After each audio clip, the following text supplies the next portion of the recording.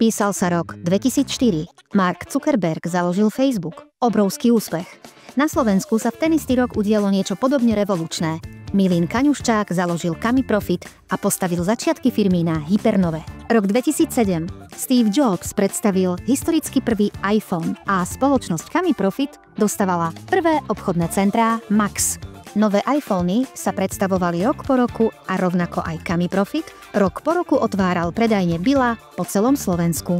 2009. Rok, kedy Slovensko prijalo euro a rozlúčilo sa so slovenskou korunou s konverzným kurzom 1 euro k 30 korunám. Ten istý rok Kamiprofit postavila väžu s konverzným kurzom 1 projekt, 3 väže. Rok 2014. Anastázia Kuzmina priniesla Slovensku zlatú medailu z olympiády v Soči a Kamiprofit postavil svoju prvú čerpaciu stanicu Shell. Síce za to nedostal zlatú medailu, ale bol to krok k ďalšej vzájomnej spolupráci. Rok 2015. NASA oznámila, že na Marse sa našli pozostatky vody. V Kamiprofite začali v tento rok tiecť pohonné látky podielom na výstavbe 15 čerpacích staníc MOL. Rok 2017. Na svet prichádza nová technológia 5G, ktorá mení ľudské životy a Kamiprofit prichádza s novým unikátnym dizajnom pre Slovnaft, ktorý mení, ako môže čerpacia stanica vyzerať. Tam sa úspechy firmy Kamiprofit nekončia, lebo v tom istom roku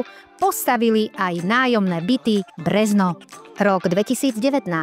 Disney spustilo svoju online platformu Disney+, kde sa odrazu ich filmy mohli dostať k ľuďom rýchlejšie ako kedykoľvek predtým. A Kamiprofit dokončila výstavbu tunela Ovčiarsko a tak umožnila ľuďom rýchlejší presun na cestách. Rok 2021. V kinách vyšiel posledný Bond film. James Bond film s Danielom Craigom a v Poprade zase vyšla výstavba Barbora.